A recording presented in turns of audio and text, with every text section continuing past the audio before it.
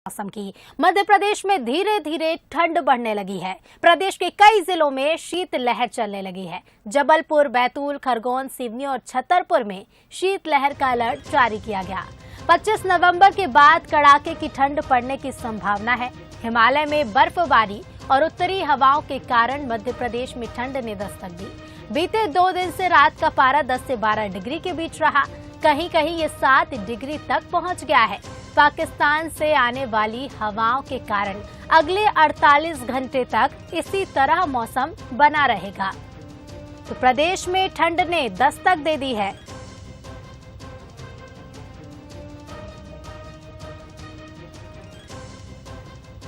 और ठंड लगातार अब बढ़ती जा रही है।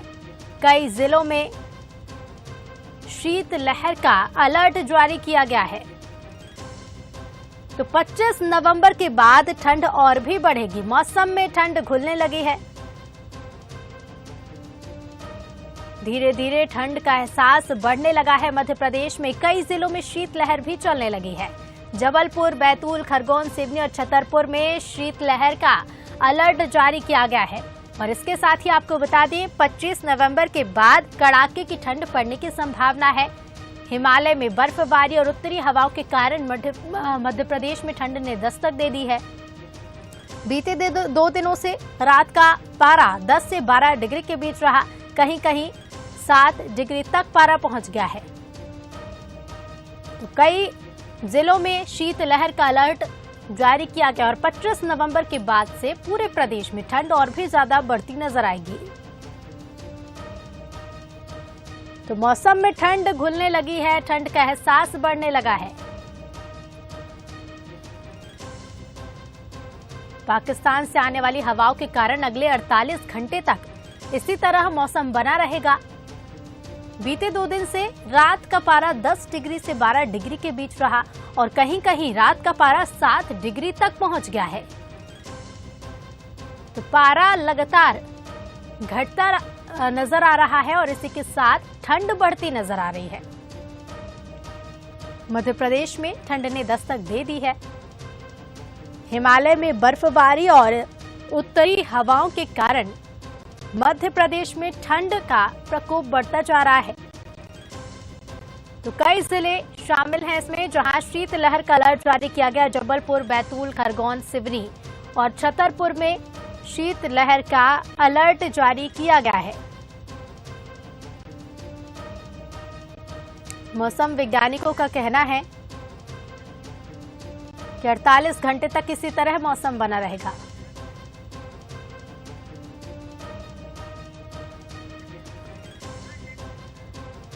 तो हम कई जगह का जायजा लेंगे, जानेंगे कि ठंड किस तरह से बढ़ रही है और बचाव के उपाय लोग किस तरह से कर रहे हैं। ग्वालियर से हमारे साथ उमेश पाराशर जुड़ रहे हैं, उज्जैन से संतोष कृष्णानी, अमरपाटन से नरेंद्र पटेल और राजधानी भोपाल से दीपक द्विवेदी जुड़ रहे हैं। सबसे पहले रुक कर लेते हैं राजधानी का। दीपक हमारे साथ जुड़ गए हैं। दीपक, भोपाल वासियों को ठंड का प्रकोप कितना सता रहा है? जी, बता दूं कि भोपाल वासियों को अब ठंड का प्रकोप सताने लगा है। धीरे धीरे अब कंबल, जैकेट और जो तमाम ठंड में उपयोग की जाने वाली सामग्री है अब लोग निकालने लगे हैं और पहनते हुए भी नजर आने लगे। भोपाल की अगर टेम्परेचर की बात करें तो भोपाल में अधिकतम टेम्परेचर 26 डिग्री और न्यूनतम रात्रि में 10 डिग्री मापा गया है। हालांकि भोपाल में अभी किसी तरह से अलर्ट जारी नहीं किया गया है। शीतलहर को लेकर अभी कोई अलर्ट जारी नहीं किया गया। 2 से 3 दिन तक अभी कोई इस तरह की संभावना नहीं है, परंतु उत्तर की ओर से जो ठंडी हवाएं आ रही है इसका असर अब भोपाल वासियों में भी देखने को मिल रहा है। और जो हिमालय की बर्फबारी है जैसा आपने बताया, वह उसका भी असर अब जो है राजधानी भोपाल वासियों को देखने को मिल रहा है। वहीं अब लोग अपने घरों से निकल रहे हैं तो पूरी व्यवस्थाओं के साथ, जो ठंड में उपयोगी होती है उन व्यवस्थाओं के साथ निकल रहे हैं।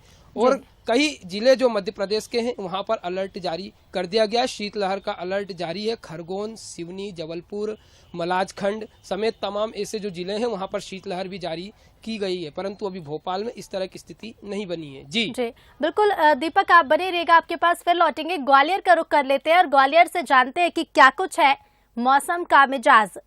उमेश हमारे साथ बने हुए हैं। उमेश, क्या कह रहा है ग्वालियर का मौसम, किस तरह से पड़ रही है ठंड? जी बिल्कुल, देखिए मैं बता दूं, जिस तरह से लगातार पहाड़ी इलाकों में बर्फबारी जो चल रही है उसको लेकर उत्तरी जो हवाएं साथ साथ में चल रही हैं, जिससे लेकर जो ग्वालियर से सटे चंबल संभाग के जो आसपास के जिले हैं, चाहे मुरैना की बात की जाए या ग्वालियर की बात की जाए, भिंड की बात की जाए, लगातार यहाँ पर तापमान में गिरावट देखने को मिल रही है। अगर मैं कल की बात की जाए तो रात का जो तापमान है वो 9.5 तक नापा गया था डिग्री सेल्सियस, और उसके साथ ही अगर अधिकतम तापमान की बात की जाए तो 24 डिग्री सेंटीग्रेड नापा गया। यानी जो दिन का तापमान है वो भी, उसमें भी लगातार गिरावट आ रही है और रात के तापमान में भी लगातार गिरावट आ रही है। यानी 25 नवंबर के बाद लगातार इस तरह का मौसम रहेगा और सर्दी कड़ाके की ठंड जो ग्वालियर वासियों को वो देखने को मिलेगी। अभी जो लोग हैं वो जो सर्दी से जो बचाव के उपाय हैं वो करते नजर आ रहे हैं और जो गर्म कपड़े हैं वो पहनते हुए लोग नजर आ रहे हैं। इस समय हम बेजाताल में खड़े हुए हैं जहां हल्की जो सर्दी पड़ रही है उसको लेकर जो लोग हैं वो यहां पर आए हैं। हालांकि जो लोग हैं सुरक्षा के उपाय पूरे किए हुए हैं, गर्म कपड़े पहने हुए कुछ लोग हैं, उनसे हम बात करने की कोशिश करते हैं। किस तरह से सर्दी का एहसास? हाँ, सर्दी 2-3 दिन से काफी बढ़ गई है। 2-3 दिन से सर्दी काफी बढ़ चुकी है। रात के टाइम पे, दिन में थोड़ी बहुत धूप निकलती है लेकिन रात को बहुत ज्यादा बढ़ गई है, तो लगने लगी है ठंडक। किस तरह से आप जब बाजार आ रहे हो तो किस तरह के बचाव के उपाय कर रहे हो? जैकेट वगैरह, मफलर पहन के आते हैं और अंदर से भी और ज्यादा कपड़े पहन के आ रहे हैं। ये सब बचाव कर रहे हैं अपने लिए। कुछ और भी लोग हैं। भैया, किस तरह से सर्दी का एहसास हो रहा है?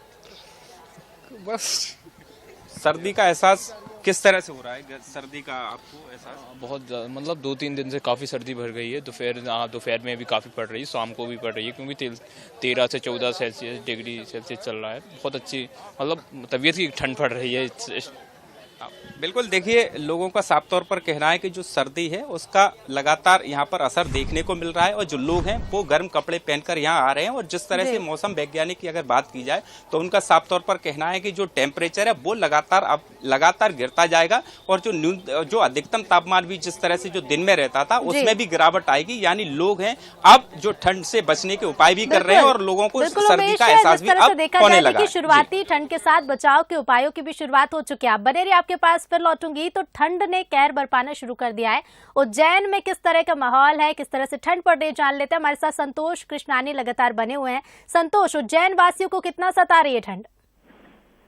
बिल्कुल ऋतु, बताना चाहेंगे उज्जैन में भी आज भी जो उत्तरी हवा है वो उन्होंने दस्तक देना चालू कर दिया और उज्जैन में भी लगातार जो रात्रि का समय है, शाम को 7 बजे के बाद ठंड का जो प्रभाव वो देखा जा रहा है। आप देख सकते हैं जो कई लोग हैं अटल रेन बसारा में जो व्यवस्था की है, अटल रेन बसारा के जो प्रभारी है उन्होंने अलाव की यहाँ व्यवस्था कर दी गई है। और यहाँ देख सकते हैं जो मजदूर वर्ग है वो शाम में आकर यहाँ अटल रेन बसारा विश्राम करते हैं और उनके लिए बेहतर व्यवस्था यहाँ की गई है। उनके लिए जो कंबल व्यवस्था है, यहाँ तक कि अलाव व्यवस्था भी आप देख सकते हैं।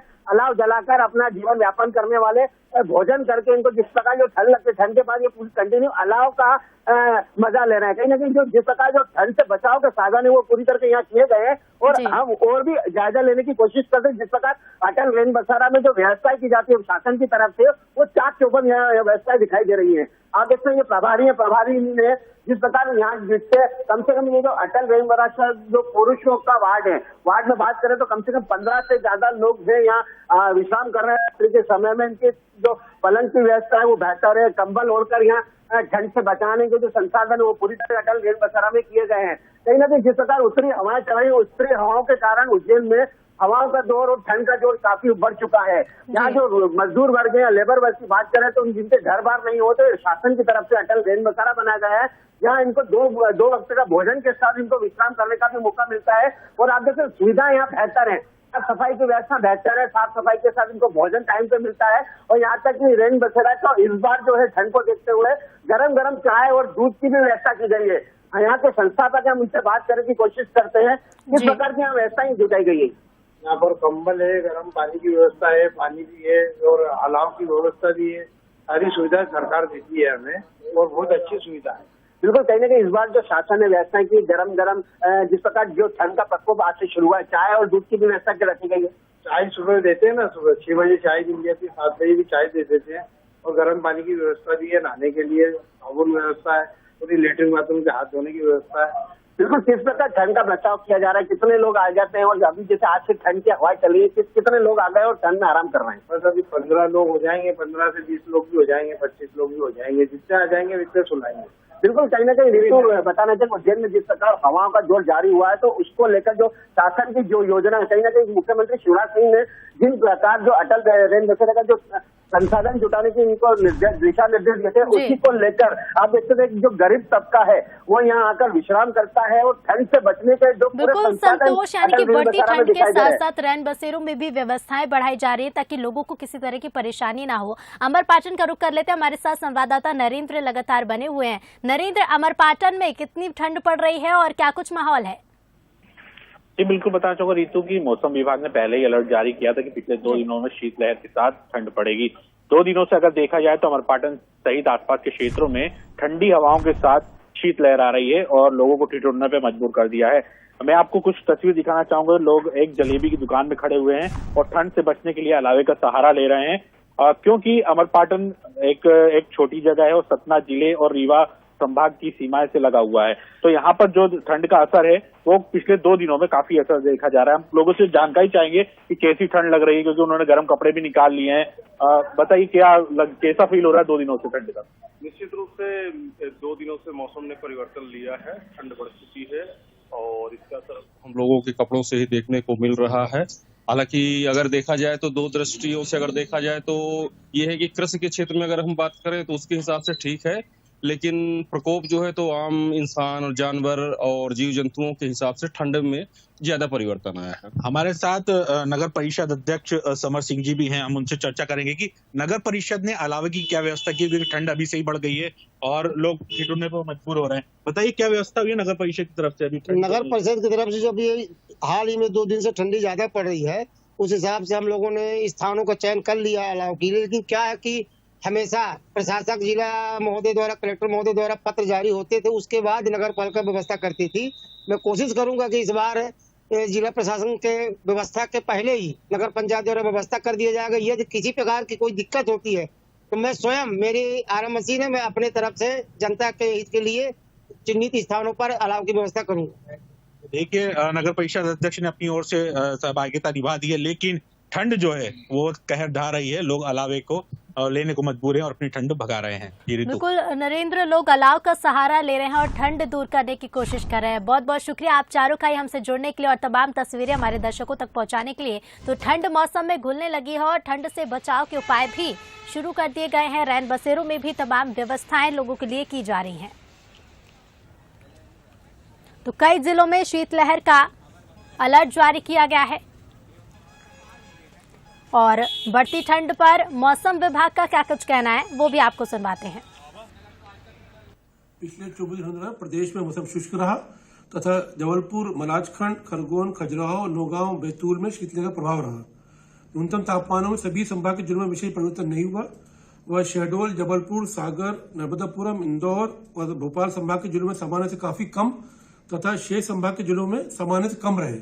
प्रदेश में सबसे न्यूनतम तापमान 6 डिग्री खजुराहो में दर्ज किया गया। आगामी 24 घंटे में प्रदेश में मौसम शुष्क रहेगा और शीतलहर चलने की संभावना कहीं कहीं बैतूल, खरगोन, सिवनी, छतरपुर व जबलपुर जिले में होने की संभावना है। भोपाल में भी मौसम साफ रहेगा और ड्राई वेदर रहेगा और अधिकतम तापमान 26 डिग्री, न्यूनतम 10 डिग्री रहने की संभावना है। और आगामी दिनों 3 दिन तक तो टेम्परेचर ऐसे ही रहेंगे, उसके बाद धीरे धीरे 2 से 3 डिग्री कम होने की संभावना है।